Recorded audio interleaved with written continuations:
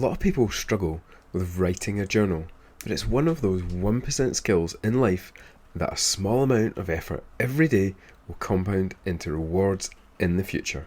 I've been journaling for 2 years now, and in this video I'm going to show you how to start a habit where you will journal and you'll stick at it. Originally I got the idea of journaling from the Tim Ferriss Show podcast and books. In his show, he describes how he had been journaling for years, and if he wanted to recreate a particular aspect of his life, he just looked back into the journal for a specific year and month. Bang! That gave him the recipe for how he was doing his workouts, his eating habits, or learning, or whatever practice he wanted to recreate. It was, in effect, his own personal how-to. Now, there are loads of journaling how-tos about. I generally failed to keep up journaling for ages, starting then quitting, until I started doing the 6 things in this short episode. I also tended to find myself attracted to the episodes with beautiful thumbnails of aesthetically pleasing journals on a lovely coffee table. However, I found I kind of lacked the artistic skill to recreate the beautiful works of art that these journals were. So if you like me, listen on to this episode.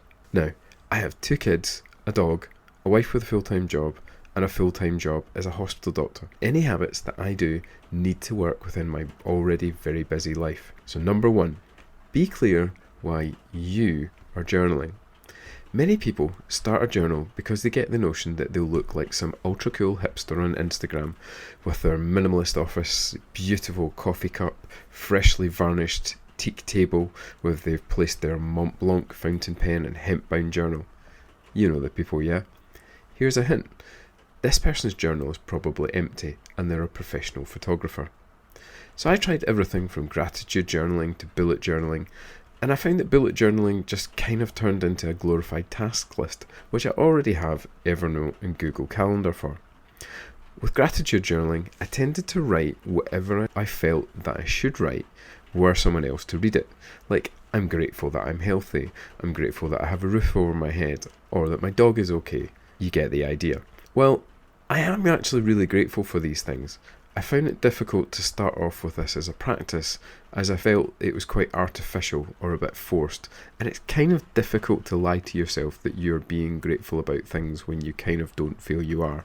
Journaling is essentially a way of helping you develop mental clarity with respect to your thoughts. However, initially you have to treat it as a habit, and you have to make that habit easy to form. If you turn it into a never-ending task list or a difficult gratitude process, then it's going to make it hard to stick.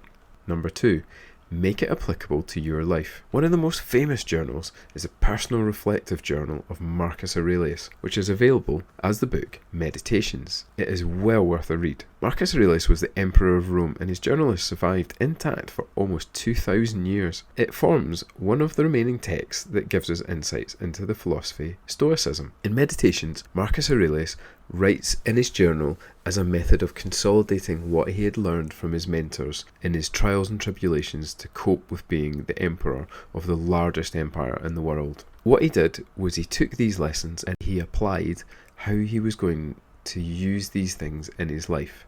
Tim Ferriss did something similar, writing down his life as a sort of experiment, the journal being his lab notes. I suggest this is a good place to start. Reading something aimed at improving yourself and making the summary for the learning points from this book, podcast or video that you're looking at. Take 1 to 3 of those lessons and write them down every single day for 7 days. But reflect on them before you write them down, and make sure that you think about how you will apply these things to your life. So make it personal and applicable. Number 3, reflections. The reason why I've failed in the past is that writing a journal seems to become this pointless endeavour, as I wrote page after page of War and Peace style typed text on my thoughts and gratitudes, only to never really ever come back and revisit them. It doesn't really matter what your deepest thoughts and musings are if you're never going to go back and read them, unless maybe in 2,000 years somebody decides to form a philosophy out of them. Journaling is essentially a habit, as Charles Duhigg points out in his book The Power of Habit. There is a reward element to habit formation, which he describes as cue, routine, reward. If you write down a journal entry every day without fail, it's likely that when something gets in the way, you'll stop. because you haven't seen the reward. So when building this habit, you need to make sure that you find a way of reviewing the work that you've done, or you won't see that it's useful. And the success of journaling isn't if you fill out the pages day in, day out. It's whether you learn and grow as a human being. So take the 3 points, write them down every day, write them with a slant that relates to your life, and on every 7th day, come back and the journal entry for that day is a reflection on how you've done. So think about whether those things worked and whether that you managed to apply them to your life. Think about what things you learned along the way. You can either take these forward into the next week or take 3 new things. You will be surprised at how effective this is and how much you really feel that you're getting somewhere, and after a year you will see how much you've grown. That's your 1% every day, by the way. Number 4, habit stacking. I suggest learning 2 points from James Clear's excellent book, Atomic Habits. You'll see it everywhere. In fact, I'm going to leave a book review of it soon. 2 things that he points out in this book are implementation intention and habit stacking. Implementation intention is the process of writing down in your calendar or reminders that you will do something at X time and being very specific about it. Habit stacking relates to looking at the habits that you do every single day without fail. For instance, brushing your teeth. You do this every day without thinking about it. Or having a morning coffee. You might be the sort of person who just gets up and makes it and you don't think about it. If you wake up and have a cup of coffee every single morning, then I will write 3 lessons from Atomic Habits at 6:30 a.m. when I sit down to have my morning coffee. You see what I've done? I've made my implementation intention of what I'm going to do and when, and I've stacked it with a habit that I already have. For me, this worked well. However, sometimes I was at work during this time frame because as a hostel doctor, sometimes I'm on call, and sometimes at 6:30 a.m. I'm still at work. Or maybe the kids were up and they wanted their breakfast at this time, even though they already know where the breakfast is, right? So I needed to find an alternative point at each day. So later on in the evening, I always suggested an alternate, which I would write down at the same time in my implementation intention and habit stack. So write your 3 things down, write them in a way that applies to your life, make sure that you have an implementation intention and you stack it against a habit that you do every single day. Number 5, making it too complicated. A lot of videos show journaling as making some sort of piece of art. I find this really frustrating as I tried to emulate this. But let's be honest, who doesn't look cool doing their journal in the middle of a lake whilst doing yoga on their paddleboard? As beautiful as these multicolour collages or professionally drawn journals on an iPad Pro are, they're difficult to do and they require time and skill. I clearly lacked both these things.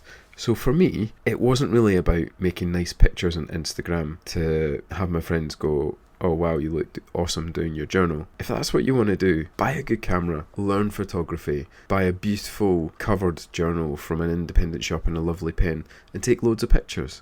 Because you're doing something else, you're not journaling, you're learning photography. Just be honest with yourself. If you want to learn journaling, keep it simple. Write your 3 things down, no fancy artwork is required. In fact, it probably distracts you from contemplation. If you're going to do it digitally, turn off all notifications on whatever device you're using and any device that's near you. Otherwise, just use a simple pen and paper. So write your 3 things down, write them in a way that applies to your life, write your implementation intention, habit stack, and find a simple way to do it. Number 6, make it easy. I chose to write in my tablet because my tablet allows me to write on it physically. I always have it with me at home or at work, and my kids don't use it. If, however, your kids share your tablet, this is not a good option because you can be guaranteed they will want it at the one point when you do. When I first started journaling, I did actually share my tablet with my kids, and they didn't have their own ones at this point in time. So when my phone came up for contract, I chose a Galaxy Note 9 with a pen, and that allowed me to write my journal on my phone,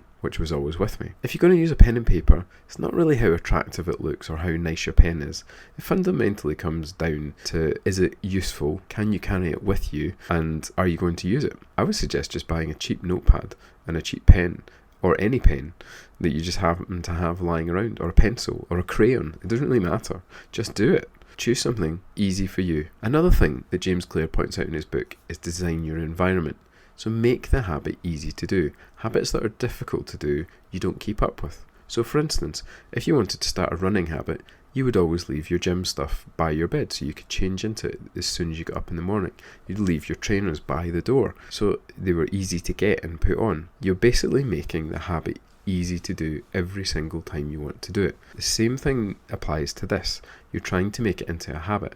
And therefore, if you're going to do it in pen and paper, for instance, and you're going to do it every single time you have your coffee in the morning, put your pen and paper beside the coffee machine or in the place that you're always going to sit down to drink your coffee. So write your 3 things down, write them in a way that applies to your life. Make sure you habit stack it and do your implementation intention. Make sure you, every 7 days, go back and review the things you've written. Make it simple and design the environment in a way that makes it easy for you to do it. So in summary, be clear why you want to journal, make it applicable to your life, use implementation and habit stacking, avoid making it overcomplicated, keep the process simple and easy, and design your environment. If you like this, please like, subscribe, comment. If you get any more things that you would like me to give a video about, I would love to know. Aim for your 1% every day. Happy journaling.